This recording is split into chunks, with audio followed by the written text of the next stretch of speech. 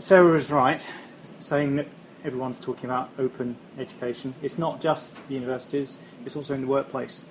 One of the things that I come across a lot when I'm talking to clients is that the expectations their people have of being able to access resources are not being met inside their workplaces.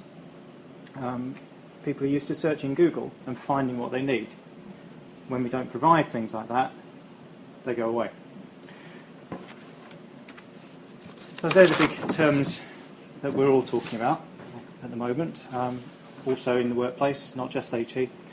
And my worry is that there isn't actually a business model behind them.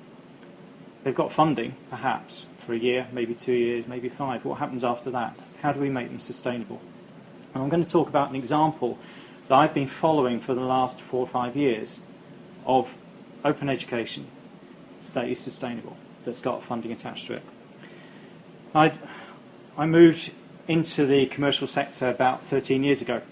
I was a teacher before then, and when I moved to work with Capita for a while, when I worked with them, I came across this idea of a business model, a business plan. You need to know where the funding is going to come from. If someone's going to invest in you, they've got to know they're going to get that investment back. And so,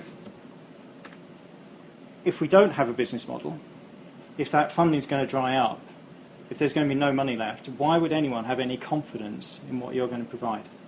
Why should anyone invest any of their time in something that might disappear in a year's time? A lot of these open projects are run by hobbyists. People are doing it in their spare time. It's not the day job. And that worries me. Because again, what happens when they decide to go off, do something else, or realise they don't have time?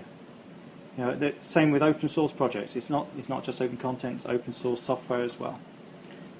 And so I always, when I'm choosing open source stuff for people, I always think, what's the business model behind it? Is this sustainable? Is this a product that I can recommend? There's lots of business models on the internet, different ways of doing business in an open way. I won't talk about all of those, you probably come across them. The one that I want to really talk about is manager tools. They're a small management consultancy based in the States, and about 5 years ago, I think it was, they started in a very small drip feed way, putting out a weekly podcast about management. They come with a specific model. This is what good management looks like, and their podcast starts that model. And every week you've got a new one, 20 minutes, really practical advice, how to be a good manager, how to give feedback, how to do one-to-ones, how to coach, and some really specific stuff. You know, there's one podcast about how to deal with someone who's got bad BO. Oh, I'd love to hear that. It's there, it's free. All their stuff is free. They built up an amazing reputation. This is their stats now, 85 downloads a week of these podcasts. A massive community of practice, all based around these podcasts. And it's not your typical community practice where you've got maybe 1 or 2 people asking questions, putting stuff in. This is hundreds of people actually actively contributing their experiences, asking questions, getting answers, really active around it. All based around these open resources. So where does the money come from?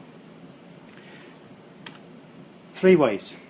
First way, which if you ever go to a Manager Tools conference, you're very lucky, because A, you've got the money to spend on it, $1,000 a time for a day, and B, they get sold out within days.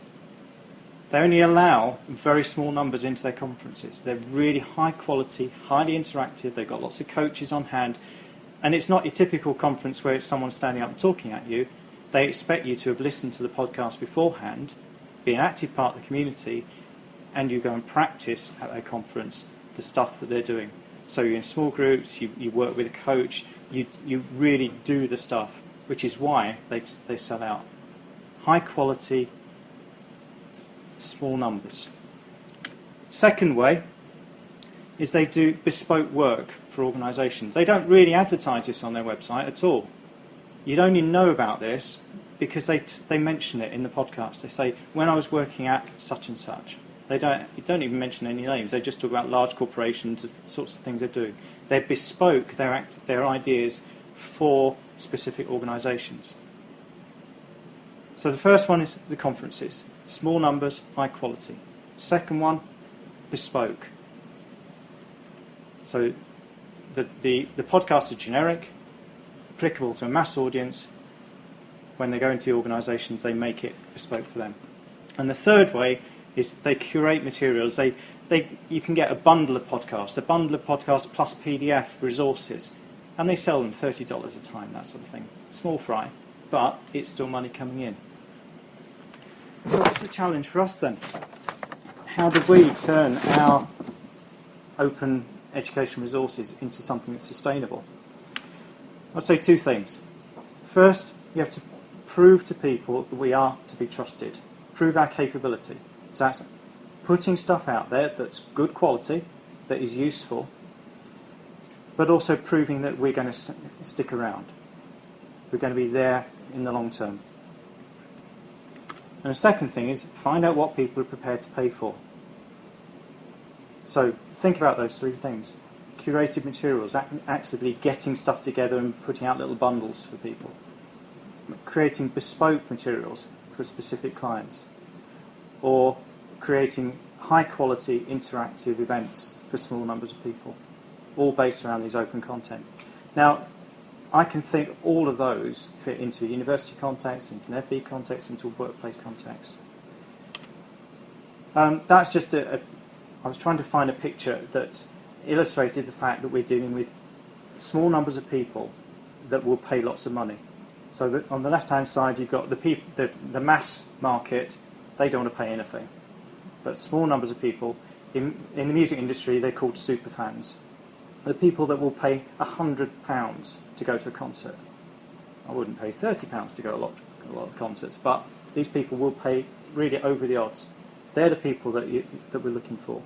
So small numbers of people who want particular things, but actually there are lots of them. They all just want their own particular thing.